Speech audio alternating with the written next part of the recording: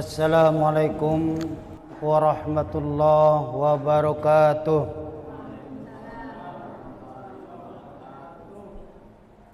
Alhamdulillahi rabbil alamin, wa bihi nasta'in ala umurid dunya waddin, la haula wa la quwata illa billahil aliyil azim. Amma ba'du, yang kami hormati Bapak Pengurus Masjid serta Panitia Ramadan, yang kami muliakan para alim ulama, cerdik pandai, tokoh masyarakat, orang-orang tua kami, yang sama-sama kita hormati Bapak RW dan Bapak RT, dan yang kami hormati bapak-bapak, ibu-ibu yang berhadir pada malam hari ini. Bersyukur kita kepada Allah Subhanahu wa taala, sampai malam yang ke-18 ini kita masih diberi kesempatan dan kesehatan bisa hadir di tempat yang berbahagia ini. Salawat dan salam mari sama-sama kita tujukan kepada junjungan alam Nabi Muhammad sallallahu alaihi wasallam. Allahumma salli ala sayyidina Muhammad wa ala ali Muhammad. Bapak, ibu-ibu, hadirin wal hadirat yang dirahmati Allah, adapun judul santapan rohani Ramadan kita pada malam hari ini adalah kunci agar bisa istiqomah.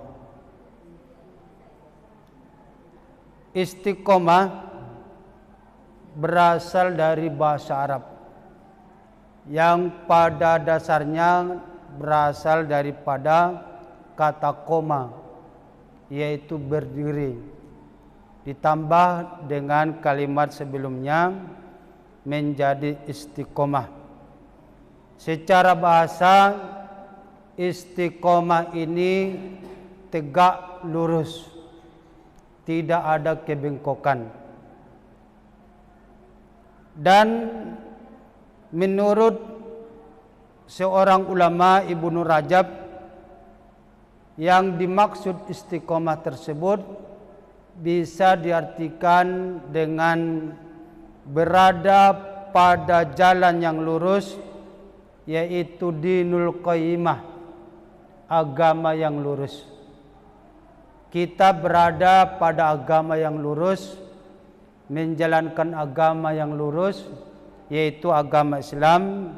Itu makna dari istiqomah. Atau yang lain disebut juga berpendirian tetap dalam ketaatan.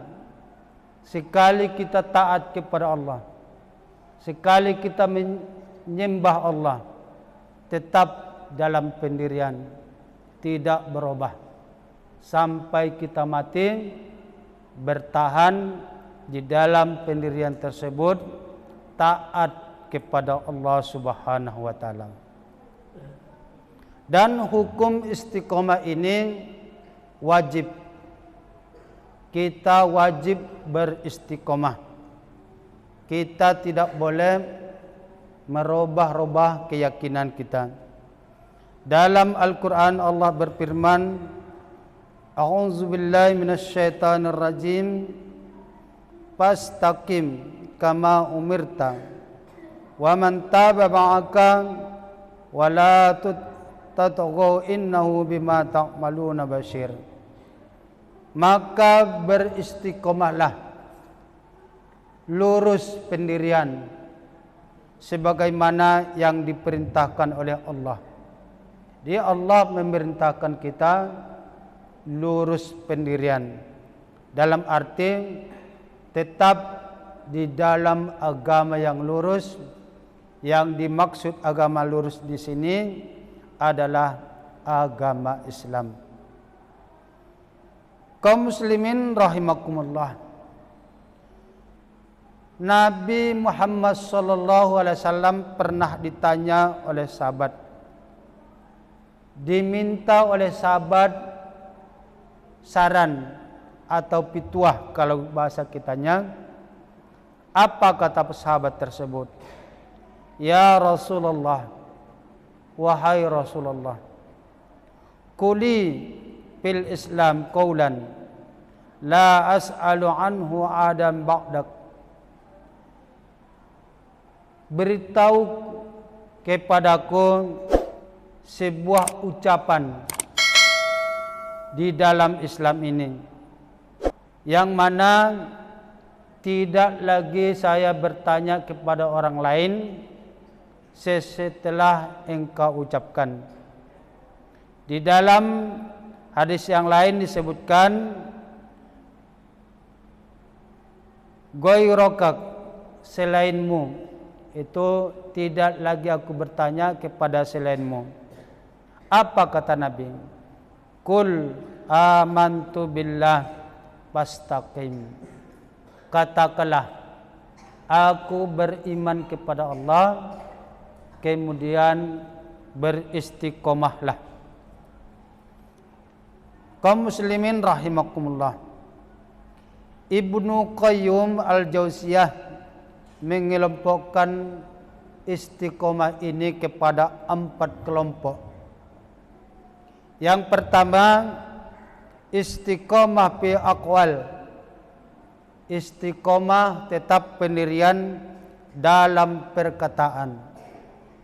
Sekali kita sebut itu haram, walaupun siapa yang datang, siapa yang mengancam, yang haram itu tetap haram, tetap dalam pendirian. Itulah yang dinamakan istiqomah fi aqwal. Istiqomah di dalam perkataan. Yang kedua, istiqomah fi afwal, yaitu istiqomah dalam perbuatan. Dalam berbuat sesuatu itu kebaikan, kita harus konsisten, yaitu tetap tidak berubah-ubah. Kalau kita mengerjakan sesuatu kebaikan, walaupun ada goncangan dari samping kiri kanan, kita tidak terpengaruh. Itu kita tetap pendirian. Dan istiqomah fi ahwal.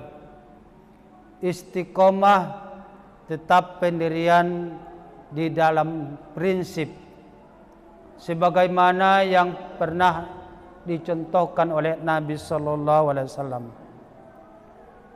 Suatu ketika sekelompok kafir Quraisy datang kepada Nabi Muhammad sallallahu alaihi wasallam. Datang kepada paman Nabi kita. Apa kata mereka? Sampaikan kepada keponakanmu, wahai Abu Talib, kalau dia menginginkan harta, kami carikan harta yang banyak. Kalau dia ingin perempuan-perempuan cantik, akan kami berikan, kami carikan berapa yang ia inginkan. Kalau ia ingin harta yang banyak, akan kami kumpulkan harta, dan apabila ia ingin jabatan, akan kami angkat sebagai pimpinan kami. Dengan satu syarat, kata mereka, syaratnya harus berhenti dari dakwah. Harus dia berhenti dari mengajak orang kepada agama barunya. Apa kata Abu Talib? Kalau menyampaikan akan saya sampaikan. Tapi apakah dia menerima atau tidak, kita tunggu aja. setelah jumpa dengan Nabi Muhammad, Nabi kita dipanggil, wahai Muhammad, orang-orang kafir Quraisy, orang-orang Quraisy, pemuka-pemuka Quraisy tadi telah datang minta kepadamu, menawarkan harta yang banyak, wanita-wanita cantik, dan kedudukan pangkat yang tinggi. Akan tetapi ada syarat. Syaratnya ada satu. Kamu berhenti daripada dakwah. Kamu tidak boleh lagi berdakwah. Apa kata Nabi? Wallahi ya ammi, demi Allah wahai pamanku, lau yad'u samsa ala yamini wal qamaru ala yasari la yad'u hazal amr. Jika sekiranya mereka meletakkan matahari di tangan kananku dan bulan di tangan kiriku supaya aku berhenti dari dakwah, maka tidak akan aku hentikan dakwah sampai saya binasa atau ada perintah untuk berhenti dakwah. Itulah sebagai pendirian yang teguh yang dipegang oleh Nabi. Istiqomah fi ahwal. Dia istiqomah, tetap pendirian di dalam memegang prinsip. Tidak seperti kebanyakan manusia.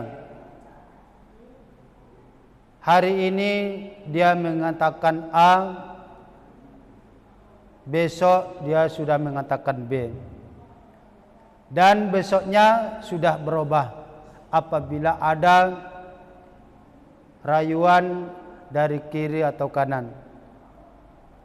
Kaum muslimin rahimakumullah. Yang keempat, istiqomah bin niyah. Istiqomah tetap pendirian pada niat. Ada kadang-kadang orang niat pertama baik, ikhlas karena Allah Subhanahu wa taala. Tapi setelah dia lakukan satu pekerjaan, katakan dia menyumbang karena Allah, ikhlas, tapi di mana dia mendapat pujian dari sumbangan tersebut, dia merasa bangga, dia merasa hebat, berarti niatnya hanya di pangkal, di tengah jalan sudah berubah niat. Orang yang istiqomah pada niat dari awal, pertengahan amal dan akhir daripada amalnya akan tetap ikhlas karena Allah Subhanahu wa taala. Kaum muslimin rahimakumullah. Apa kiat-kiat kita untuk mendapat istiqomah tersebut? Kiat kita antara lain memahami atau mengamalkan, memahami kalimat syahadat, dua kalimat syahadat.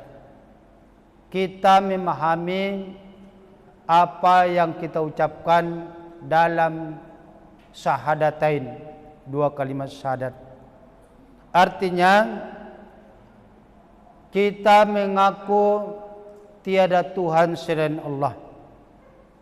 Apabila kita telah mengaku tiada Tuhan selain Allah, konsekuensi sebagai orang yang telah mengaku Tuhan sebagai sembahannya, maka dia harus menjalankan ajaran-ajaran atau perintah-perintah Allah Subhanahu wa taala.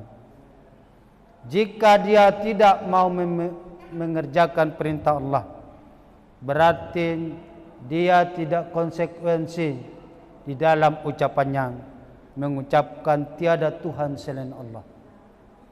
Yang kedua, dia mengaku bahwa Muhammad itu utusan Allah. Konsekuensi dari pengucapan tersebut, dia harus menjalankan ajaran-ajaran yang dibawa oleh Nabi Muhammad sallallahu alaihi wasallam. Itu hadis-hadis Nabi, sunnah-sunnah Nabi harus dijalankan dan dipercayai sepenuh hati. Yang kedua, mengkaji Al-Quran dan merenungi artinya. Kita mempelajari Al-Quran dan merenungi, menghayati apa yang ada di dalam Al-Quran tersebut. Dengan mengkaji Al-Quran, kita berpegang teguh kepada Al-Quran, menghayati maksud arti dari Al-Quran itu, ini akan menolong kita untuk berbuat istiqomah. Yang ketiga, konsekuen dalam beramal.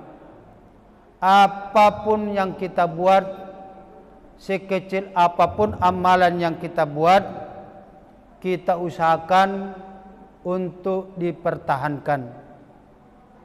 Karena amalan yang dikerjakan secara rutin itu lebih dicintai oleh Allah dibanding amalan yang dikerjakan banyak tapi hanya sekali. Contoh, kita mengaji misalnya dalam satu malam itu terbaca separuh Al-Quran 15 juz. Tapi 10 bulan yang akan datang tidak ada lagi mengaji. Lebih baik kita mengaji satu halaman satu malam, tapi rutin setiap malam. Atau kita mengadakan wirid, zikir-zikir, walaupun sedikit, tapi rutin kita kerjakan setiap malam, setiap hari. Nabi pernah mengatakan, ahabbul aqmali ilallah adwamuha wa in qalla. Amal yang sangat dicintai oleh Allah adalah amalan yang dikerjakan secara rutin walaupun ia sedikit. Walaupun sedikit amalan kita, tapi dikerjakan secara rutin, itu lebih dicintai oleh Allah Subhanahu wa taala. Dan yang keempat, selalu membaca kisah-kisah Nabi, membaca kisah-kisah orang terdahulu, sehingga dengan mempelajari, mendengar kisah-kisah para nabi, para rasul, orang-orang terdahulu, itu akan mendorong kita untuk giat beramal, akan memotivasi kita untuk melakukan amal-amal baik, dan akan memberikan pelajaran kepada kita. Dari kisah-kisah terdahulu ada kisah-kisah orang durhaka kepada Allah dan apa akibat yang mereka terima. Ada kisah-kisah para nabi. Kisah itu menjadi iktibar kepada kita, menjadi pelajaran yang bisa kita contoh dan bisa kita amalkan. Kaum muslimin rahimakumullah, mungkin itu aja penyampaian singkat kita pada malam hari ini. Mohon maaf atas segala kesalahan dan kekurangan. Wabillahi taufiq wal hidayah. Assalamualaikum warahmatullahi wabarakatuh.